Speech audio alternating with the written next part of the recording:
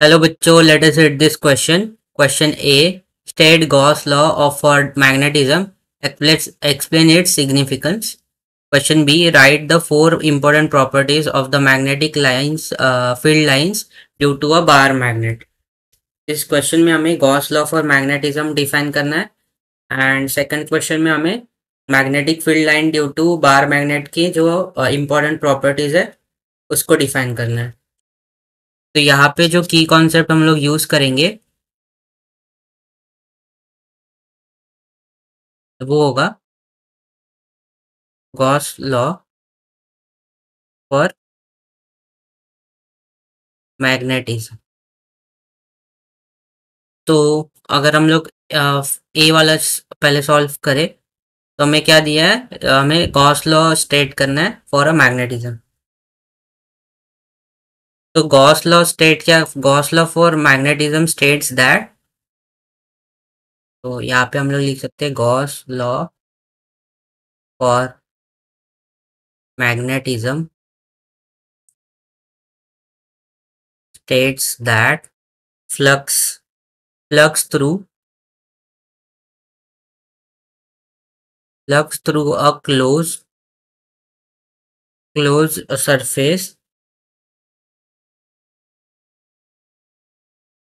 Is zero.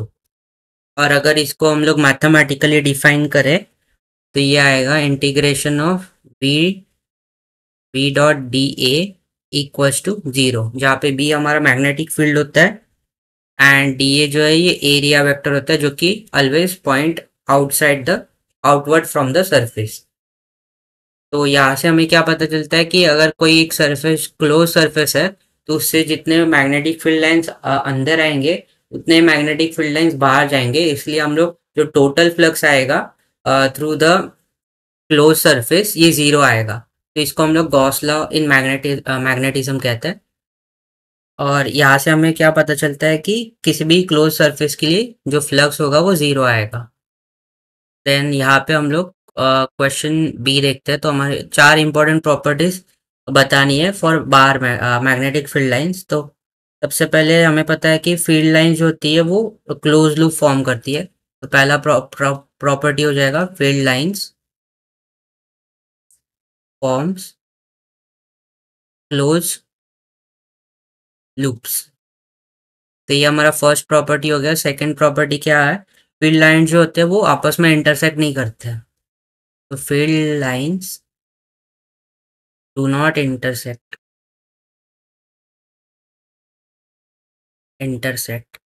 ये second हो गया। थर्ड प्रॉपर्टी होता है tangent to a line given. यहाँ पे हमें पता है कि अगर हमें किसी भी डायरेक्शन किसी भी पॉइंट पे अगर डायरेक्शन चाहिए मैग्नेटिक फील्ड का तो tangent to a line tangent to a line gives direction of magnetic field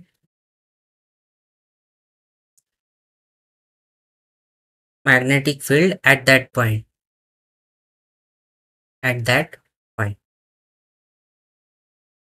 और फोर्थ प्रॉपर्टी हम लोग कह सकते हैं कि degree of closeness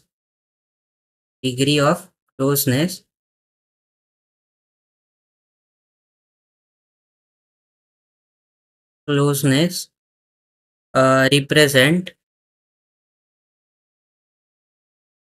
relative strength degree of closeness represent relative strength of the field। तो हम लोग कह सकते हैं कि अगर हमारे पास मैग्नेटिक फील्ड लाइंस अगर क्राउडेड है तो उस पोजीशन पे जो मैग्नेटिक फील्ड होगा उसका जो स्ट्रेंथ होगा वो ज़्यादा होगा कंपेयर टू जहाँ पे मैग्नेटिक फील्ड लाइंस अगर सेपरेटेड है, वहाँ पे जो फील्ड होगा वो कंपैरेटिवली कम होगा। तो ये हमारे प्रॉपर्टीज हो इंपॉर्टेंट प्रॉपर्टीज हो गए मैग्नेटिक फील्ड लाइंस के। तो I hope you have understood it well and best of luck.